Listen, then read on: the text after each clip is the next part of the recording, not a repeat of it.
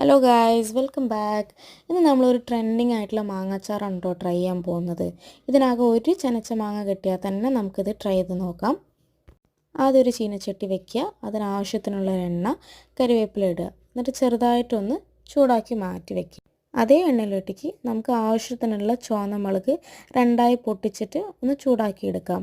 നമ്മൾ ആ സമയത്തൊക്കെ തീ ലോയിലാണ് കേട്ടോ വേണ്ടത്, അല്ലെങ്കിൽ നമുക്കത് കരിഞ്ഞു പോകും നമ്മുടെ മുളകൊക്കെ. സോ നമ്മൾ ലോ ഫ്ലെയിമിലായിരിക്കണം ഇതൊക്കെ നമ്മൾ ചൂടാക്കി എടുക്കേണ്ടത്. അപ്പോൾ നമ്മൾ ചൂടാക്കി മാറ്റി വയ്ക്കുക. ആ സമയത്ത് നമ്മുടെ അടുത്ത് കായപ്പൊടി ഇല്ലാത്തതുകൊണ്ട് നമ്മൾ കായ കഷ്ണത്തിനെ ഒന്ന് ചെറുതായിട്ട് ചൂടാക്കിയിട്ട് അപ്പോൾ ഒപ്പം പൊടിച്ചെടുക്കാമല്ലോ. സോ അതിന് വേണ്ടി നമ്മൾ മാറ്റിയെടുത്തു. അത് കഴിഞ്ഞിട്ട് നീളത്തിൽ മുറിച്ച് വെച്ച് നമ്മൾ മാറ്റി വെച്ചിട്ടുണ്ടായിരുന്നില്ലേ മാങ്ങ, അത് അതേപോലെ തന്നെ അതേ എണ്ണയിൽ നമ്മളിട്ട് ചെറുതായിട്ടൊന്ന് വാട്ടിയെടുത്താൽ മതി. നമ്മൾ ഓവറായിട്ടുള്ള കുക്ക് ചെയ്യേണ്ട ആവശ്യമില്ല. ആ മാങ്ങ ഇതൊന്ന് ചൂടാക്കി കഴിഞ്ഞാൽ മാറ്റി വെക്കുക. അത് കഴിഞ്ഞിട്ട് നമ്മൾ ചൂടാക്കി മാറ്റി വെച്ചിട്ടുണ്ടായിരുന്നില്ലേ മുളകും കരിവേപ്പിലയും കായവും, അത് കഴിഞ്ഞ് അത് പൊടിച്ചെടുക്കുക. അതാട്ടോ നമ്മൾ ഇതിനുള്ള മസാലയായിട്ട് നമ്മൾ യൂസ് ചെയ്യാൻ പോകുന്നത്. അത് കഴിഞ്ഞിട്ട് അതിലേക്ക് നമ്മൾ നൈസായിട്ട് ആ മസാല, മാങ്ങ, എണ്ണ, ആവശ്യത്തിനുള്ള ഉപ്പും മൂന്നും കൂടിയിട്ട് നല്ല രീതിക്ക് കുഴച്ച് മിക്സ് ചെയ്യുക.